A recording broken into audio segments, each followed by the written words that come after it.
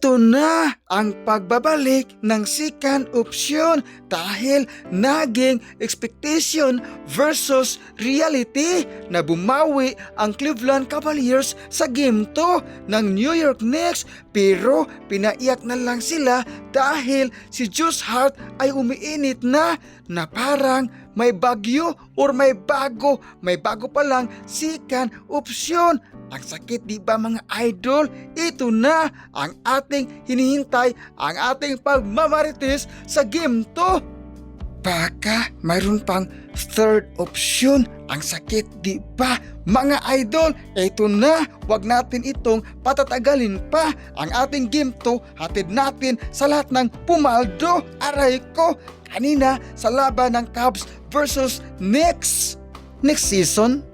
Eto na, Bronson, sumasalasak, bumitaw ng floater. Good for to ang kanyang binitawan. Halimaw na si Idol Bronson, mga kasikan option.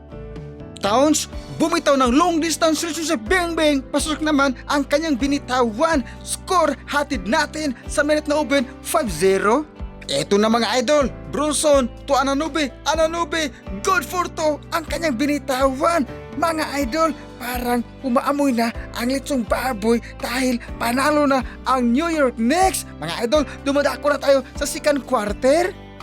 Bronson to Towns again, bumitaw ng long distance relationship, bang bang, pasok naman ang kanyang binitawan. Grabe mga idol, sila bumitaw na ng long distance relationship. Minsan, hindi sapat ang pagmamahal para magtagal ang isang relasyon, lalo na kapag ang distansya ang araw-araw ninyong kalaban. Mga idol, ito na ang hinihintay, ang third option. Aray ko po, third quarter na pala. Bronson, dumidiskarte sa iri, turn around, bumitaw ng fadeaway, good for two ang kanyang binitawan.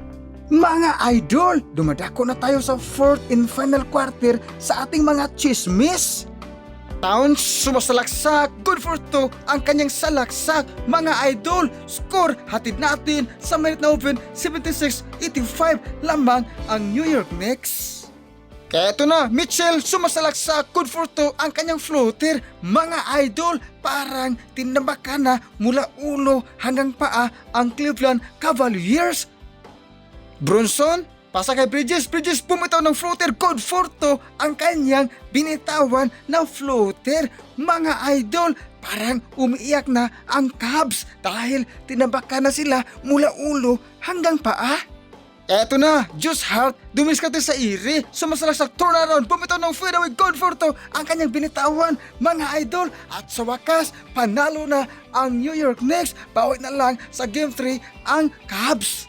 Mga idol, at sa wakas, natalo na ang second option, ang Cleveland Cavaliers. Aray ko po, wag natin itong kalimutan mga idol. Kapag mayroong tiyaga, mayroon ding nilaga. See you sa Game 3 mga idol.